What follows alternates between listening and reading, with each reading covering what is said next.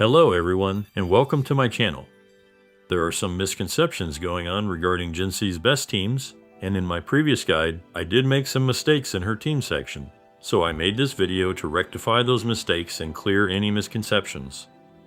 One of the biggest misconceptions is that Tauri is the best support for Jinhsi. Tauri's 38% resonance skill damage bonus from her outrow skill is the best buff for Jinhsi. Well, on paper, it is really good for Jinhsi, but Tauri is extremely slow. Her concerto energy generation is not enough unless you have her S5 or the Discord Broadblade. Even with that, she has a high chance of missing her enhanced basic attacks, which makes up for most of her concerto energy. You cannot perform any actions other than basic attacks after getting the enhancement, or you will lose the enhanced attacks. Ideally, you would want to land all three of her basic attack hits after triggering her intro skill to fill her concerto energy bar. But if the enemy moves a lot, or if you get staggered, you can miss those attacks. Worst case scenario, you will have to complete one rotation without any buffs. So I would recommend you to avoid using her unless you really like her. The best characters to use with Jinhsi would be the ones that can deal coordinated hits, as it gives her more 4-day circuit stacks. And more 4-day circuit stacks means more damage from her 4th resonance skill. And the best one in that role is Yinlin. Along with dealing a lot of coordinated hits, she can deal high off-field damage. She also gives 25% liberation damage bonus, which is great for Jinhsi. However, she can be difficult to play as she has strict rotations in order to get her coordinated attack hits. With enough practice, you will be able to master her playstyle. I have made a guide on her rotations. You can check it out after this video. I will link it in description. When it comes to coordinated hits, we cannot forget Yuanwu. Yuanwu can provide 100% uptime on off-field coordinated hits. He can efficiently break the white bar of the enemies. He also provides resistance to interruption, which is great, and with his S4, he starts giving shields. He is an excellent partner with Jinhsi, and he requires the least field time to do his combos. He doesn't have any damage buffing capabilities, but he can provide consistent coordinated attacks to help filling Jinhsi's 4-day circuit.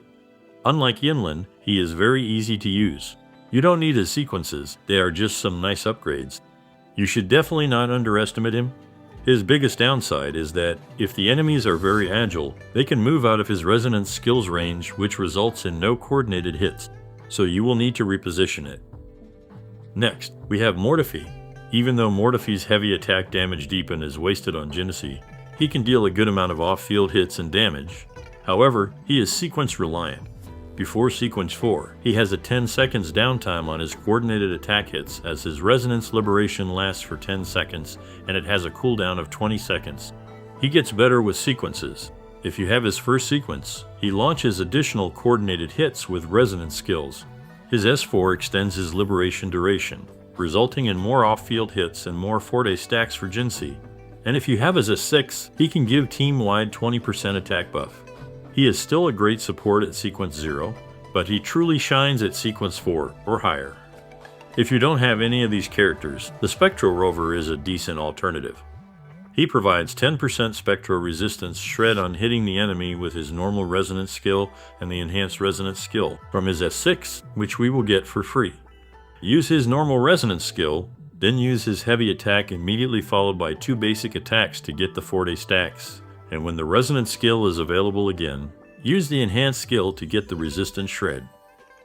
Aside from this, he can also provide team-wide healing after using his resonance liberation due to his S4, so he can also fill the role of a sustained support.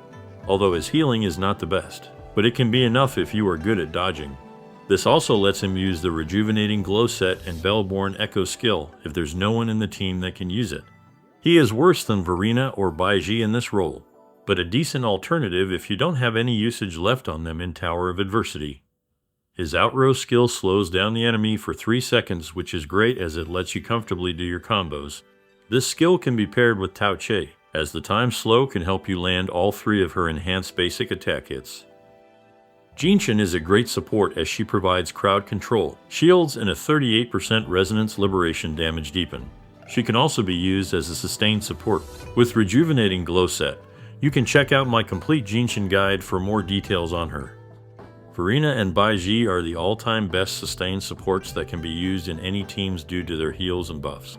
They also deal off-field damage, which lets you get some 4-day circuit stacks, and if you happen to get Verina's S4, you get 15% team-wide spectro damage bonus, which will further increase Jinhsi's damage. So the general team archetype is Jinhsi, a sub-DPS and a sustained support. Jinhsi, Yinlin, Verina. Jinhsi, Mortefi, Baiji. Jinhsi, Yuanwu, Verina. These are some team examples.